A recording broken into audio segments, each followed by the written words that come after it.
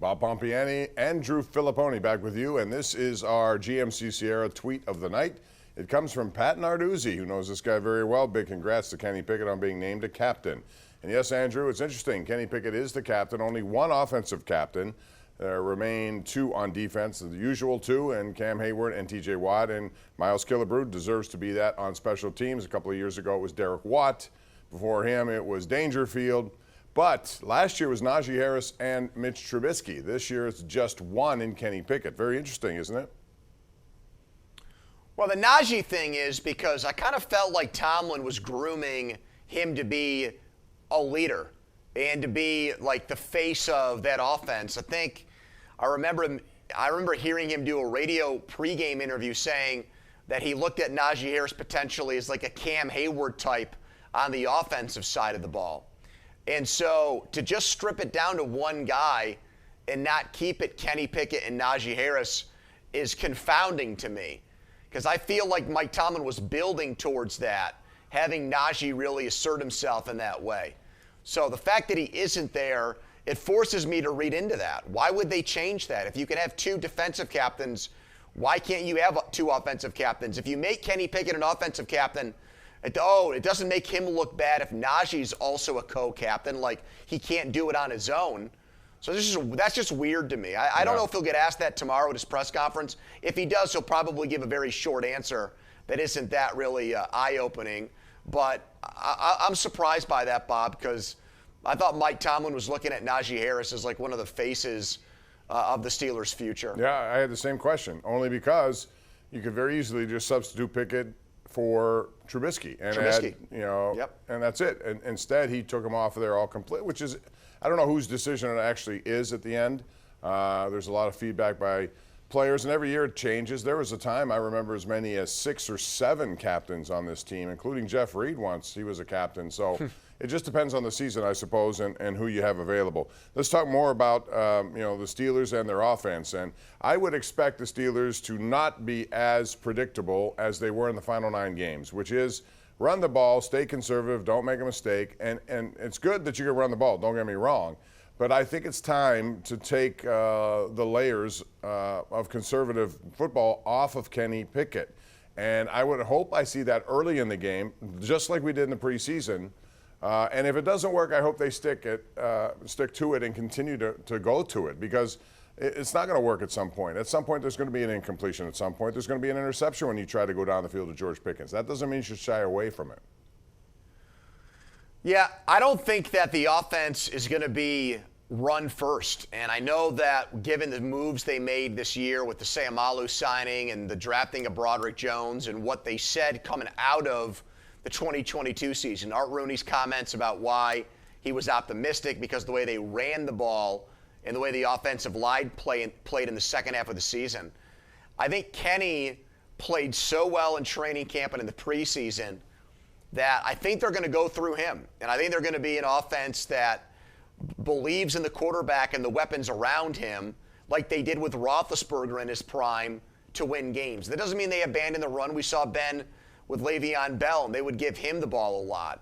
But, this idea that the Steelers are going to copy last year's blueprint when they went 7-2 down the stretch and run the ball and play defense, Bob, I think they know they're better than that offensively. I think they know they don't have to play don't screw it up or mistake-free football. All last year we'd heard Matt Canada talk about the risks of offense and throwing to the middle of the field and not wanting to turn the ball over, and so many bad things can happen when you play that way.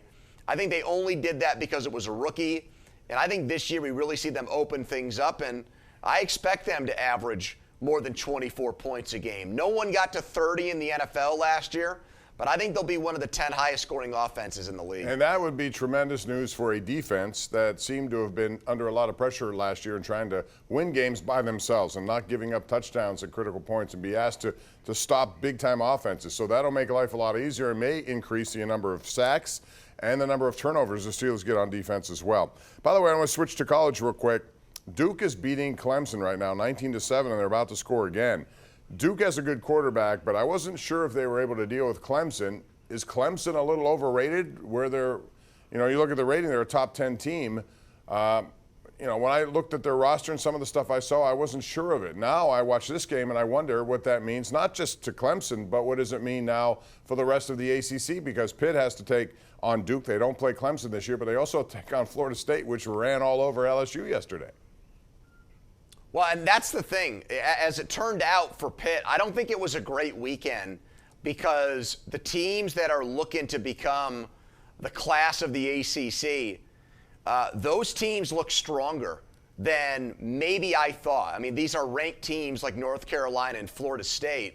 But the way North Carolina beat South Carolina, its rival, handily, a South Carolina team that beat Tennessee last year, scored some really big wins. South Carolina with Spencer Rattler, they went there and they beat them in a neutral site game, pretty good. And Florida State just blowing out a top 10 LSU team. And they've got a 6'8 receiver. They've got a wide receiver transfer from Michigan State, Coleman, who was excellent. 2 running backs. The quarterback has got a little Kenny Pickett vibe in him where he's like 25 years old and still playing college football and looked really good in that game. And you mentioned Duke, Bob. They won 9 games last year, I believe. Mm-hmm. And that quarterback, Riley Leonard, is looked at as an NFL prospect. They got to go there the last week of the season. The more I think about it, if Pitt wins 8 games in the regular season and can get to 9 in the bowl game, I would say that's a good year for Pitt, even though it's Phil Jurkovich's only year at Pitt. And because of how he was recruited and how good he was in high school, you'd like them to win an ACC championship with him in his 1 year. And it's now 21-7 Duke in the fourth quarter, 9 minutes left. Real quick before we go to break, I want to ask you about the Pirates. And I ask this only from the point of view that they've seemed to got some nice results from some of their guys who you'd be counting on to look at as next year's starters. For example, Leover Piguero, I think 22, looks like he's going to be their second baseman. Cruz is coming back. The key thing is Hayes hit another home run and a triple tonight. He's going to win a Gold Glove, and if he gets this kind of consistency in his game offensively, I think they have something there. It makes me wonder what they're going to do with guys like Nick Gonzalez, Termer Johnson, other guys they have who are infielders. They have a lot of infielders, and if one of them establishes like Piguero as the starter, other teams trade some of their guys, even though they're former number 1 picks. Do you ever see that happening with the Pirates? Well, they should. I mean, maybe there's a team out there that looks at Henry Davis as a catcher, Bob.